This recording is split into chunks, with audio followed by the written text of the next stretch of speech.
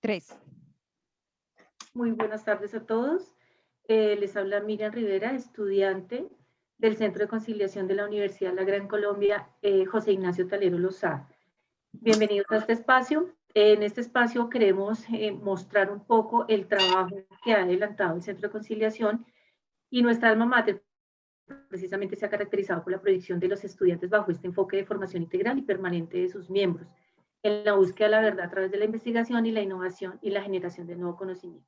En este sentido, la universidad presta sus servicios en el Centro de Conciliación José Ignacio Talero Lozada a las personas jurídicas y personas naturales de los estratos económicos 1 y 2 sin costo alguno. Es importante que ustedes conozcan que la Universidad Gran Colombia, a través de su amplia experiencia, busca ser una de las entidades en prestación de servicios sociales y jurídicos más eficaz y comprometida con los usuarios, con la causa de las personas que adhieren a nuestros servicios. Y precisamente estamos para eso, para prestarles ese servicio. Nosotros estamos acreditados por el Instituto Colombiano de Normas Técnicas y Certificación y Control bajo la norma técnica 5906 de 2012 para todo el tema de conciliación y o arbitraje. Es importante que tengamos esto presente. Entrando en materia sobre el tema de conciliación, es importante tener claro que es un método alternativo de solución de conflictos y para ello necesitamos seguir un procedimiento y un protocolo.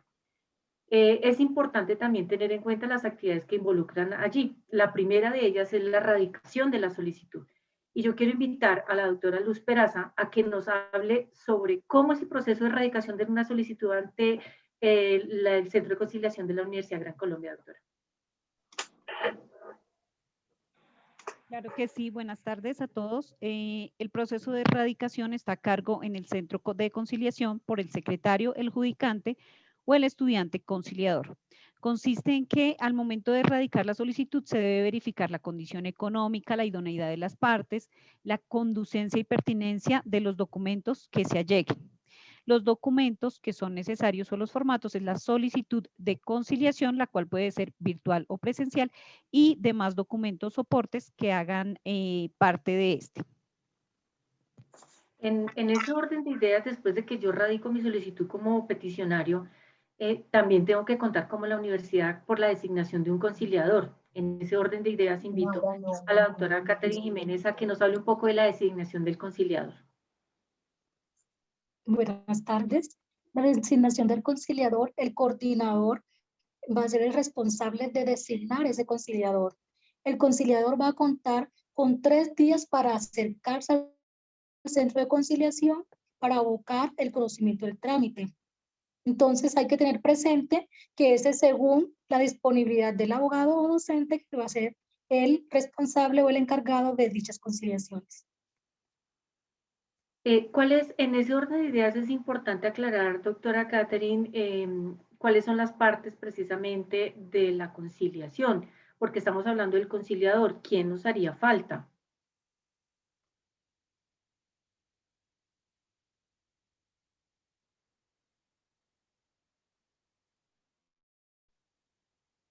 Doctora Catherine. Sí, tenemos el conciliador, pero las partes intervinientes en este proceso es el convocante y el convocado. Entonces también hay que hacer las respectivas notificaciones a los correos certificados o a las direcciones que a su vez hayan dejado en el proceso para las... Ok, muy claro. Luego de que ya con esta valiosa fuente y herramienta que es la designación del conciliador, pues pasamos ya al proceso de verificación de la viabilidad del procedimiento conciliatorio. La doctora Milena Murillo está aquí para explicarnos un poco más sobre este tema, doctora, adelante. Sí, señora. Con este procedimiento identificamos si el asunto es conciliable o no y además se evalúa la competencia del centro de conciliación para atenderlo. Ok. Después de que yo verifico que es viable el procedimiento totalmente por parte del centro de conciliación, debo elaborar una citación porque ya le doy paso a la citación. En ese orden de ideas, ¿cuál sería ese proceso de elaboración de esa citación, doctora Luz Peraza? Claro que sí. Se establece dentro de la citación la fecha, hora y lugar en el cual se llevará a cabo la audiencia de conciliación. Esta fecha debe ser señalada con un tiempo prudencial a fin de que las partes tengan la oportunidad de concurrir a esta diligencia. En el caso de las citaciones para audiencia de conciliación virtual, por efectos ahora de la pandemia, las partes deben registrar un correo electrónico activo a donde se les envíe toda la información necesaria para la sala virtual que se va a habilitar y adicional autorizarán la notificación vía correo electrónico. Los responsables igual son el secretario del centro, el judicante, el estudiante conciliador. La programación de audiencia se hace por calendario, se hace una citación a la audiencia de conciliación y se hace el registro de consecutivo de solicitudes. Ok, es muy importante que sepamos que esta citación es firmada por el conciliador. Ya siguiendo el hilo conductor del procedimiento de elaboración de la citación, tenemos la citación de las partes. Es importante tener en cuenta esa actividad que conlleva. Para eso, la doctora Catherine Jiménez nos puede explicar un poco más sobre el tema, doctora, adelante. Sí, en la citación, esta actividad va a permitir que el convocante realice el envío de la citación, que brinda el centro de atención o el centro de conciliación la seguridad de que ese convocante sí entregó la respectiva citación. Entonces, es importante aclarar que el conciliador va a verificar mediante la página web de la empresa, es decir, el centro de conciliación, el correo o la dirección en la cual se fue enviada la citación. O por otro lado, si esa citación fue entregada mediante el acompañamiento de un uniformado o una persona de la policía que vaya a acompañar esta diligencia de la notificación, hay que tenerlo también estipulado en ese caso. Pero entonces, en caso que la audiencia o reunión no sea factible, hay que tomar en cuenta unas acciones.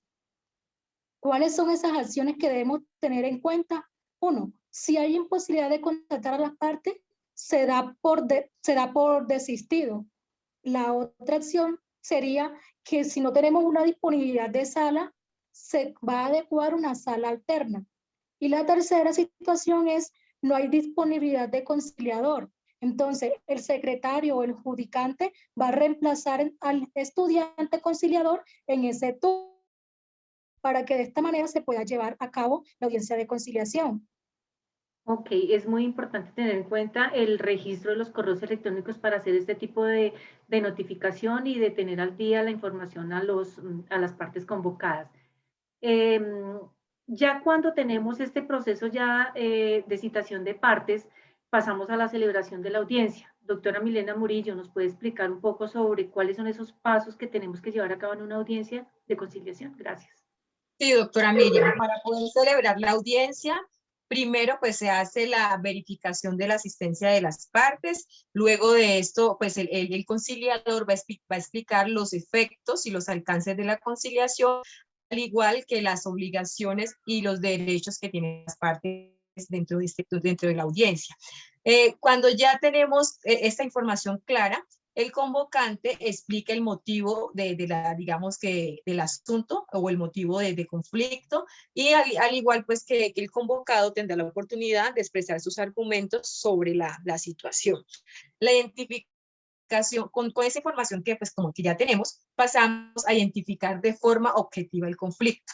Luego de la identificación del conflicto, pues seguimos todos los procedimientos y protocolos que la universidad tiene establecido para tal fin.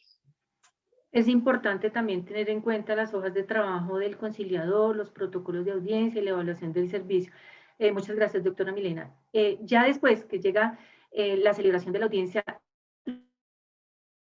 lo más importante para las partes y también para el centro de conciliación y el conciliador es precisamente el resultado de dicha audiencia. Doctora Marcela, ¿nos puede explicar un poco qué pasa con los resultados dependiendo de qué es lo que obtenemos en esta audiencia? Sí, efectivamente. Buenas tardes. Cuando termina este proceso de conciliación, el resultado se debe expedir. Este puede ser un acta de conciliación debidamente firmada por las partes, una constancia de no acuerdo, porque también puede suceder eso, que no lleguen a ningún acuerdo, también firmadas por las partes, una constancia de asunto no conciliable, también puede llegar a ese caso, o una constancia de inasistencia cuando las partes o una de las partes no asiste o las dos partes. Y también se debe hacer el registro consecutivo de las actas, el registro consecutivo de las constancias. Muchas gracias, doctora Marcela. La conciliación es definitivamente un muy buen mecanismo de alternativa de resolución de conflictos.